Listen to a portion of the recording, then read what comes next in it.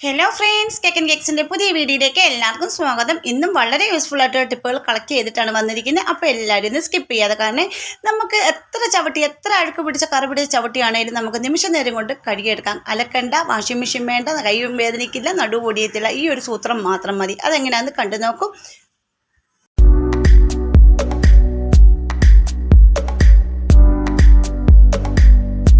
ടിപ്പിലേക്ക് പോവാം. ഇവിടെ ഞാൻ തേങ്ങ എടുത്തിട്ടുണ്ട്.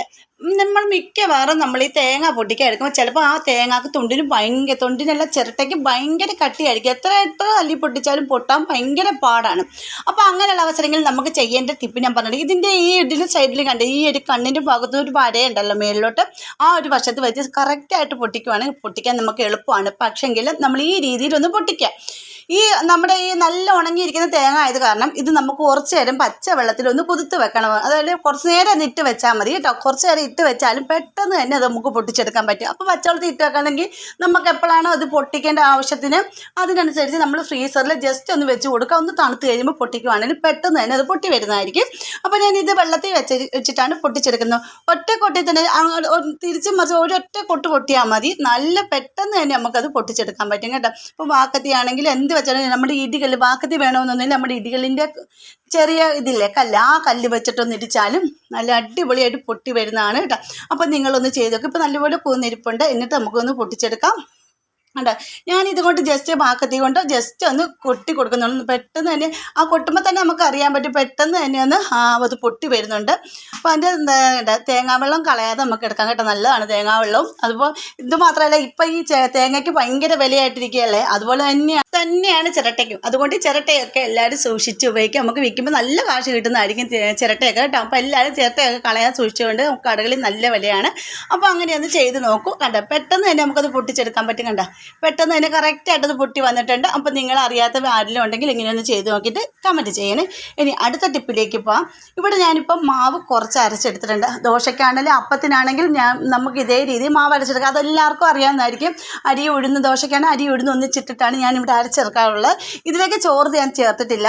പകരം ഇതിൻ്റെ അത് അപ്പത്തിനാണെങ്കിൽ നമ്മൾ ഈസ്റ്റർ സോഡാപ്പൊടി ഇതൊന്നും ചേർക്കേണ്ട കാര്യമില്ല. ഇത് മാത്രം ഒന്ന് ചെയ്താൽ മതി കേട്ടോ. ഇപ്പം ചിലരൊക്കെ പറയും ദോശയ്ക്കാണെങ്കിൽ ഇഡ്ഡലിയൊക്കെ ഉണ്ടാക്കുമ്പോഴും നല്ല ഹാർഡായിട്ടിരിക്കും, ഒട്ടും സോഫ്റ്റ് അല്ലാതാണ് ചില നേരം കിട്ടാറുള്ളത് എന്നൊക്കെ പറയുന്നവർക്ക് വേണ്ടിയിട്ടുള്ളൊരു ടിപ്പാണ്. അപ്പോൾ ഇതിനകത്ത് ഈസ്റ്റോ സോഡാപ്പൊടിയോ ചോറോ ഒന്നും അരച്ച് ചേർക്കാതെ തന്നെ ഞാൻ ഈ ഒരു സൂത്രം മാത്രമാണ് ഇട്ട് കൊടുക്കുന്നത്. കണ്ടില്ലേ, എപ്പോഴും ദോശയ്ക്കാണ് മാവ് അരച്ചിരിക്കുന്നത്. ഇതുകൊണ്ട് നമുക്ക് മസാല ദോശ ഇഡ്ഡലിയൊക്കെ ഉണ്ടാക്കിയെടുക്കാനും പറ്റും കേട്ടോ. പിന്നെ ഇതിലേക്ക് ഞാൻ ഇട്ട് കൊടുക്കുന്നതെന്ന് വെച്ചാൽ ചുമന്നുള്ളിയാണ്, അല്ലെങ്കിൽ ഒരു സവോള ഇട്ട് കൊടുക്കുക. നല്ല വൃത്തിയാക്കി കഴുകി എടുത്തതിന് ശേഷം ഇട്ട് കൊടുക്കുക. നമ്മൾ മാവ് അരച്ച് കഴിഞ്ഞിട്ട് പുളിക്കാൻ വേണ്ടി വെക്കുമല്ലോ രാത്രിയിൽ, ആ നേരത്ത് ഈ സവാളയാണെങ്കിലും ഉള്ളിയാണെങ്കിലും ഒന്ന് ഇട്ട് കൊടുത്തിട്ട് അടച്ച് വെക്കും. രാവിലെ നല്ല സോപ്പ് പത പോലെ നല്ല പൊതഞ്ഞു പൊങ്ങി നമ്മുടെ മാവിരിക്കും, നല്ല ടേസ്റ്റുമാണ്. പിന്നെ ഈ മസാല ദോശയൊക്കെ നല്ല മുരുമുരാന്ന് കിട്ടാൻ വേണ്ടിയിട്ട് ഒരു സ്പൂൺ പഞ്ചസാരയും കൂടി ഇട്ട് കൊടുക്കുവാണെങ്കിൽ അടിപൊളിയായിട്ട് മസാല ദോശ ഇവിടെ തയ്യാറാക്കാൻ പറ്റും. അത്രയ്ക്ക് നല്ലതാണ് കേട്ടോ. അപ്പോൾ ദേ ഈ ഒരു ഉള്ളി മതി. ഈ ഉള്ളി നമുക്ക് കളയേണ്ട കാര്യമില്ല കേട്ടോ, നമുക്ക് പിന്നെ അത് ഉപയോഗത്തിന് എടുക്കാവുന്നേ ഉള്ളൂ കേട്ടോ. ഞാൻ ഒരു ചെറിയ ഉള്ളിയാണ് ഇട്ട് കൊടുത്തിരുന്നത്. അപ്പോൾ ഇത് കണ്ടില്ലേ. അപ്പോൾ നിങ്ങൾ എല്ലാവരും ഒരു പ്രാവശ്യം ഒന്ന് ട്രൈ ചെയ്ത് നോക്കണം. ഇതിൻ്റെ ഫുൾ വീഡിയോ എൻ്റെ ചാനലിൽ കിടപ്പുണ്ട്. കാണാത്തവരൊക്കെ ഒന്ന് പോയി കണ്ടിട്ട് അതുപോലെ ഒന്ന് ട്രൈ ചെയ്ത് നോക്കൂ. അപ്പോൾ ഞാൻ ഇപ്പം ആ ദോശ ഒന്ന് ചുട്ട് കാണിക്കാം. അപ്പം നമുക്ക് ഈ പാൻ നല്ലപോലെ ഒന്ന് ചൂടായി കഴിയുമ്പോഴത്തേക്കും, ചൂട് കൂടുതലാണെങ്കിൽ പാനിന് കുറച്ച് വെള്ളം തളിക്കുക, ഫ്ലെയിം അങ്ങ് കുറച്ചിടുക. അതിന് ശേഷം ഒത്തിരി ഓയിലൊന്നും തൂക്കേണ്ട കാര്യമില്ല കേട്ടോ. ഒത്തിരി ഓയിൽ തൂത്താലും നമ്മുടെ ദോശക്കല്ലിൽ നിന്ന് ഇളകി വരാൻ പാടായിരിക്കും കേട്ടോ, പരത്താനും പാടായിരിക്കും. എന്നിട്ട് ഇതുപോലെ നല്ല ഇത് കേട്ടോ, ഈ മാവ് കാണുമ്പോൾ അറിയാം നല്ല സൊപ്പ് പോലെ തന്നെയാണ് ഇതിരിക്കുന്നത് കേട്ടോ. എന്നിട്ട് ജസ്റ്റ് നമുക്കൊന്ന് പരത്തി കൊടുത്ത് മസാല ദോശയോ നിങ്ങൾക്ക് ഇഷ്ടമുള്ള എന്താണെന്ന് വെച്ചാൽ നിങ്ങൾക്ക് ഉണ്ടാക്കിയെടുക്കാൻ പറ്റും കേട്ടോ. ഇപ്പോൾ കണ്ടില്ലേ, നമ്മുടെ മസാല ദോശ അടിപൊളിയായിട്ട് അതിൻ്റെ മുരുമുരാന്ന് പഞ്ചസാര ചേർത്ത് കൊടുക്കുമ്പോഴാണ് ഈ മുരുമുരാന്ന് കിട്ടുന്നത് കേട്ടോ. അപ്പോൾ എല്ലാവരും കൈ കൊണ്ട് നമുക്ക് ഈ പാനിൽ നിന്ന് പിറക്കി എടുക്കുന്ന രീതിയിൽ നമുക്ക് എടുക്കുകയും ചെയ്യാം. ഇങ്ങനെ ചെയ്യുവാണെങ്കിൽ നല്ല ടേസ്റ്റുമായിരിക്കും. അപ്പോൾ നിങ്ങൾ ഇതൊന്ന് ചെയ്ത് നോക്കൂ കേട്ടോ. ഇനി അടുത്ത ടിപ്പിലേക്ക് പോകാം. നമ്മുടെ വീടുകളിൽ ഇപ്പോൾ എല്ലാവരുടെ വീടുകളിലും ബാത്റൂമിൻ്റെ ഫ്രണ്ടിലാണെങ്കിലും റൂമിലാണെങ്കിലും ഫ്ലോർ മാറ്റാണെങ്കിലും ഒക്കെ ഒരുപാട് കാണും. പക്ഷേ ഈ കുട്ടികളൊക്കെ കയറി ഇറങ്ങി ചെളി പിടിച്ച് ഒത്തിരി കിടക്കല്ലേ. അപ്പോൾ നമുക്ക് വീട്ടമ്മമാർക്ക് ഭയങ്കര ഒരു ബുദ്ധിമുട്ടാണ് ഈ ചവിട്ടി കഴുകൽ. അപ്പം നമുക്ക് പെട്ടെന്ന് ചെയ്യാൻ പറ്റുന്ന, അലക്കണ്ട, കൈവേദനിക്കത്തില്ല, നടു ഒടിയത്തില്ല, നമ്മൾ കൈ കൊണ്ട് എടുത്ത് വെച്ച് കഴുകുക വേണ്ട. അതിനുള്ള അടിപൊളി ടിപ്പാണ് ഇപ്പോൾ കാണിക്കുന്നത്. ഇത് കണ്ടില്ലേ, ഞാൻ എൻ്റെ വീട്ടിലെ ചവിട്ടിയാണ് എടുത്തിരിക്കുന്നത്. നിറച്ച് ചെളിയുണ്ട്. ഈ ചവിട്ടി കുട്ടികളൊക്കെ കയറുന്നത് കൊണ്ടാണ് ഇങ്ങനെ ചെളി വരുന്നത്. അപ്പോൾ ഏറ്റവും വലിയ ബുദ്ധിമുട്ടായിരിക്കും. വാഷിംഗ് മെഷീനിലിട്ടൊന്നും നമുക്ക് കലക്കേണ്ട ഒരു ആവശ്യമില്ല. അതിനായിട്ട് ഒരു ബക്കറ്റ് തന്നെ എടുത്തിട്ടുണ്ട്. അതിലേക്ക് കുറച്ച് വെള്ളം എടുത്തിട്ടുണ്ട്. പിന്നെ ഇതിലേക്ക് ഞാൻ ഇട്ട് കൊടുക്കുന്നത് ബേക്കിംഗ് സോഡ ആണ് കേട്ടോ. ബേക്കിംഗ് സോഡ ചെളി കളയാൻ വളരെ നല്ലതാണ് ബേക്കിംഗ് സോഡ. അപ്പോൾ നല്ലൊരു റിസൾട്ട് കിട്ടുന്നതാണ് കേട്ടോ.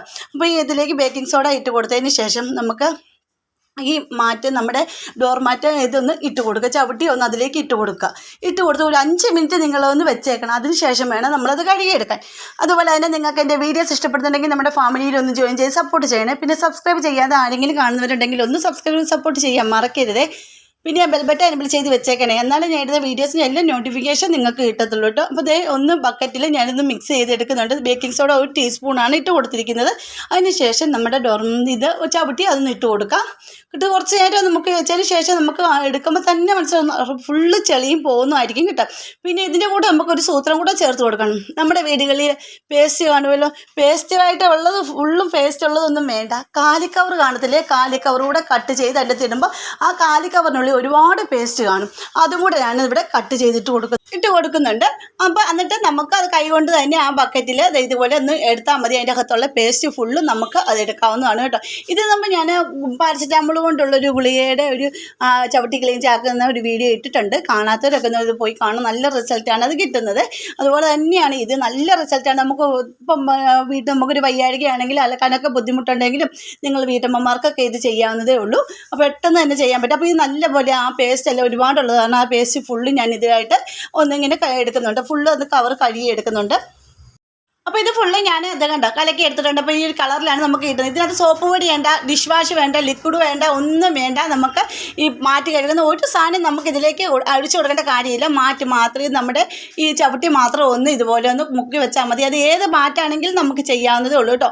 ഒരു വലിയൊരു ബക്കറ്റ് എടുക്കുക. പിന്നെ ഒരെണ്ണം ഉള്ളത് കൊണ്ട് ചെറിയ ബക്കറ്റാണ് എടുത്തിരിക്കുന്നത്. നിങ്ങൾ ഒത്തിരി ഉണ്ടെങ്കിൽ ഒരു വലിയ ബക്കറ്റ് ഉണ്ടെങ്കിൽ അതെടുക്കുക, അതിലേക്ക് മുക്കി വെക്കുക. അതിനുശേഷം നമുക്ക് സത്യം പറഞ്ഞാൽ കൈ കൊണ്ടൊന്നും ഇങ്ങനെ ചെയ്യേണ്ട കാര്യമില്ല. ഒരു സ്റ്റിക്ക് എടുക്കുക. അപ്പോൾ ഇങ്ങനെ കൈ കൊണ്ട് ചെയ്യാൻ ബുദ്ധിമുട്ടുള്ളവർക്ക്, ഇഷ്ടമല്ലാത്തവർക്ക് ഒരു സ്റ്റിക്ക് എടുക്കുക. എന്തെങ്കിലും ഒരു സ്റ്റിക്ക്, ഒരു പൈപ്പിൻ്റെ കഷ്ണമാണ് ഞാൻ ഇവിടെ എടുത്തിരിക്കുന്നത്.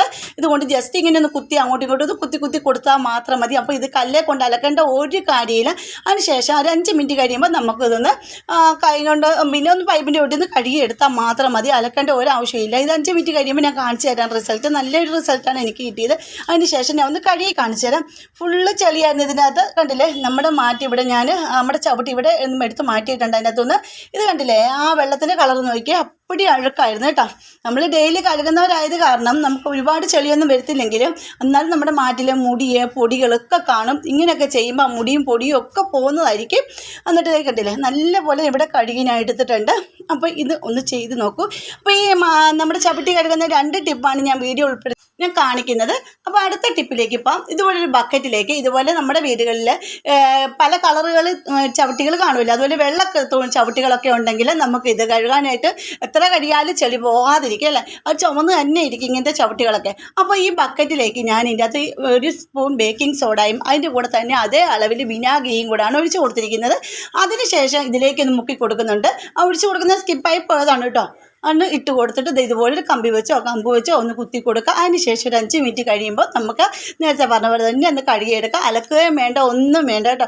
എനിക്ക് നല്ലൊരു റിസൾട്ടാണ് കിട്ടിയത്. ഇങ്ങനെ ചെയ്തപ്പോൾ നമുക്ക് ഒത്തിരി ബുദ്ധിമുട്ടൊന്നുമില്ല. തന്നെ നമുക്ക് പെട്ടെന്ന് തന്നെ വീട്ടമ്മമാർക്ക് ഇത് ചെയ്തെടുക്കാവുന്നതേ ഉള്ളൂ. അപ്പോൾ എല്ലാവരും ഇങ്ങനെ ഒന്ന് ചെയ്ത് നോക്കും. അപ്പോൾ നമുക്ക് വാഷിംഗ് മെഷീനകത്ത് ഇട്ട് അലക്കുമ്പം ആ ഇതിലെ പൊടിയും മണ്ണും ഒക്കെ ആ വാഷിംഗ് മെഷീനുള്ളിലേക്ക് ചെന്നിട്ട് ആ വാഷിംഗ് മെഷീൻ തന്നെ നമുക്ക് കേടായി പോകാൻ സാധ്യത കൂടുതലാണ്. അപ്പോൾ ഇങ്ങനെയൊന്നും ചെയ്യേണ്ട. ഇങ്ങനെ ഒന്ന് ചെയ്ത് നോക്കിയാൽ മതി. ഇത് കഴുകിയതിന് ശേഷം ഞാൻ കാണിച്ചു തരാം. അപ്പോൾ ഇതിൻ്റെ അകത്തെ അഴുക്ക് വെള്ളം ഒന്ന് കണ്ടു നോക്കിക്കുക. നല്ല പോലെ അഴുക്കുണ്ടായിരുന്നു കണ്ടോ. ഇത് കണ്ടില്ല, ആ വെള്ളം കാണുമ്പോൾ തന്നെ അറിയാൻ പറ്റും അത്രയ്ക്ക് അഴുക്കുണ്ടായിരുന്നു. ഇത് കളഞ്ഞ ശേഷം 1-2 പ്രാവശ്യം ജസ്റ്റ് ഒന്ന് കഴുകി എടുക്കുന്നത് മാത്രമേ ഉള്ളൂ. അതിന് ശേഷം ഒന്ന് വിരിച്ചിടാം നമുക്ക്. അപ്പോൾ ഇങ്ങനത്തെ കളറുകൾ, വൈറ്റ് കളർ തുണിയൊക്കെ ആണെങ്കിലും കറ പോകാനും ചെളി പോകാനും ഒക്കെ വളരെ നല്ലതാണ് ബേക്കിംഗ് സോഡയും വിനാഗിരിയും ഒക്കെ. അപ്പോൾ കണ്ടില്ലേ, നമ്മുടെ മാറ്റി ഇവിടെ അടിപൊളിയായിട്ട് ക്ലീനായി വന്നിട്ടുണ്ട്. നമുക്ക് അലക്കൊന്നും ചെയ്യാതെ തന്നെ എല്ലാവരും ഒന്ന് ട്രൈ ചെയ്ത് നോക്കേണ്ടത് തന്നെയാണ് കേട്ടോ. അപ്പോൾ ഇന്നത്തെ വീഡിയോ ഇത്രയേ ഉള്ളൂ. അടുത്ത വീഡിയോ അടിപൊളി ടിപ്പുകൾ ആഡ് ചെയ്യാൻ വരുന്നതാണ്. അതുവരേക്കും ബൈ.